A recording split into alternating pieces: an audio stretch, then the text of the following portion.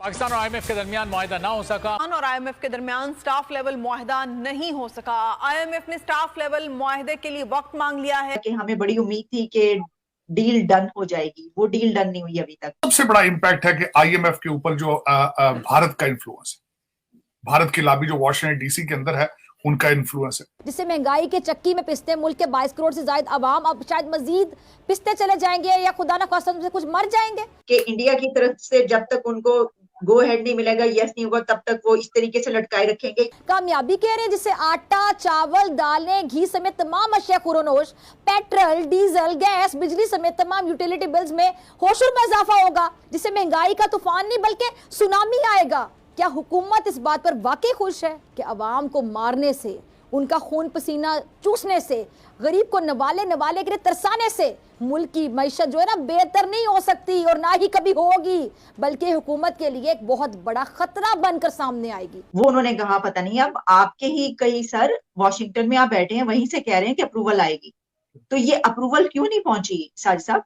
जय हिंद दोस्तों, पाकिस्तान इस वक्त सबसे बुरे दौर से गुजर रहा है। पाकिस्तान की सरकार की आखिरी उम्मीद को भी झटका लग गया है।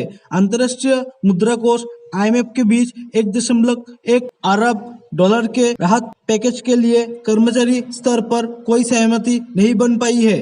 पाकिस्तान को दिवालिया होने से बचाने के लिए ये पैकेज काफी अहम है। 10 दिन की वार्ता के बाद दोनों पक्षों के बीच राहत पैकेज को लेकर कोई सहमति नहीं बन पाई। वाशिंगटन स्थित आईएमएफ ने कहा कि आने वाले दिनों में ये बातचीत वर्चुअल मोड में जारी रहेगी। पाकिस्तान का विदेशी मुद्रा भंडार 3 अरब डॉलर से भी कम रह गया है। उसे आर्थिक रूप से धराशायी होने से बचने के लिए इस समय वित्तीय मदद और आईएमएफ से राहत पैकेज की जरूरत है। देखिए, दो इस वक्त जो आईएमएफ है, मैं एक तो थोड़ा सा बताना चाहूंगा, इंटरनल उनके ड्यूरिंग सारी आपकी जो वो डायलॉग हो रहा था उसमें क्या होता रहा। सबसे बड़ी जो बात इस वक्त आईएमएफ को नजर आ रही है वो लैक ऑफ कॉन्फिडेंस है, लैक ऑफ ट्रस्ट है। क्योंकि पिछले दौर के अंदर जो सबसे बड़ा जो उन्हें इशू ये था कि एक साल के अंदर 3 फाइनेंस मिनिस्टर आते रहे हैं, और फिर जाती दफा जिस तरीके से इमरान खान साहब ने डीरेल की आईएमएफ की डील जो थी, उस पे वो ट्रस्ट फैक्टर है एक नंबर 1। और दूसरा सबसे बड़ा इंपैक्ट है कि आईएमएफ के ऊपर जो भारत का इन्फ्लुएंस है, भारत की लॉबी जो वॉशिंगटन डीसी के अंदर है, उनका इन्फ्लुएंस है। फैटफ में भी उनका इन्फ्लुएंस था, और उनका इन्फ्लुएंस वॉशिंगटन डीसी पूरे के ऊपर इस वक्त, मैं हमेशा कहता हूं, इजराइल की लॉबी के बाद इस वक्त दूसरी सबसे स्ट्रांग लॉबी वॉशिंगटन डीसी में इस भारतीय लॉबी, इंडियन लॉबी। उसको काउंटर करने के लिए आपके पास आप you are not interested and you are not present in Washington DC, unfortunately. मेरे ख्याल में तो आप वैसे बड़े अरसे से किसी जगह भी नहीं है। उसकी एक मैं छोटी सी मिसाल दूंगा। आप आईएमएफ की बात कर रही हैं, मैं इसके साथ है तो इररिलेवेंट, लेकिन वो भी बात बनती है। अजय डोवाल साहब जो है अभी एनएसए जो भारत के थे, वो वॉशिंगटन डीसी आए। वॉशिंगटन डीसी में बड़ी उनकी इंपॉर्टेंट मीटिंग्स हुई अपने अमेरिकन एनएसए के साथ, और बिलखसूस उन्होंने टेक्नोलॉजी, अमेरिकन टेक्नोलॉजी के बारे में उनके बड़ी सक्सेसफुल रहा है। यूके गए, वहां पे उनको प्राइम मिनिस्टर उनसे मिला। उसके बाद देखें he went to Russia and he went to he met Putin. दूसरी तरफ आप कह रहे हैं कि आईएमएफ, आपका एनएसए मौजूद नहीं है इस वक्त, आपका you don't have any NSA. और जिस खूबसूरती के साथ आपने रशिया जाने में, अफगानिस्तान समिट में शामिल होने से इनकार कर दिया, और जो मैडम जहरा बलोच हैं आपकी फॉरेन मिनिस्ट्री की, उन्होंने उनसे जवाब भी नहीं दे पाई, वो जवाब नहीं दे पाई। लेकिन यहां पे वॉशिंगटन डीसी में जो उसका उन्होंने अपना कंक्लूजन निकाला है कि आप वहां पे नहीं गए सिर्फ 2 वजूहात से। एक तो भारत की वजह से आप नहीं गए वहां पे, आपने हमेशा वो करना होता है जो भारत करे, आपने उसका अपोजिट करना होता है, एक ये वजह थी। और दूसरी वजह है क्योंकि आपकी आईएमएफ की अप्रूवल अभी वॉशिंगटन डीसी से होनी है, तो आप उनको नाराज नहीं करना चाहते। लेकिन दर हकीकत अगर देखा जाए तो इस वक्त आईएमएफ ये आपको पैसे देंगे, जिंदा रखेंगे, क्योंकि आपके बॉर्डर बड़े इंपॉर्टेंट ममालिक के साथ मिलते हैं, और you are the atomic power, तो मैं नहीं कहूंगा, यू हैव एटॉमिक। तो उसमें सिर्फ इस वजूहात की वजह से they will give you something, not to completely go out of business, लेकिन you are not doing anything to stay in business. उसकी वजह यह है, अभी तक मैंने 2-3 अल्फाज किसी भी स्टेक होल्डर के मुंह से नहीं सुना कि आईएमएफ के बाद हम क्या करेंगे। हमारे पास कौन सा रोड मैप है कि हम दोबारा हमें आईएमएफ के पास ना आना पड़े? किसी इंसान, किसी जी शऊर आदमी, जितने आपके ऑक्सफोर्ड और हार्वर्ड ग्रेजुएट ने, किसी के मुंह से मैंने दो अल्फाज नहीं सुने। आज मैं जो वैसे आपके साथ अजरा मजाक एक बात करना चाह रहा हूं। आज मैंने एक ट्वीट किया है कि हमारे अफगानिस्तान के जो उनके फाइनेंस मिनिस्टर हैं, बदरी साहब, मुल्ला बदरी साहब उनका नाम है, मुल्ला हदायतुल्लाह बदरी, इस वक्त अफगानी करेंसी $1 की 89 और दूसरी साइड पे आपकी $1 की 272 या 71। करने वाले कौन है? मेजॉरिटी पीएचडी, शौकत तरीन साहब, उसके बाद रजा बाकर साहब, उसके बाद आपके शबर जैदी साहब, उसके बाद इसहाक डार साहब, उसके बाद असद उमर साहब। और मैंने उसके नीचे लिखा था कि इन सबको जाके तालिबान इंस्टीट्यूट ऑफ इकोनॉमिक्स में क्लासें लेनी चाहिए।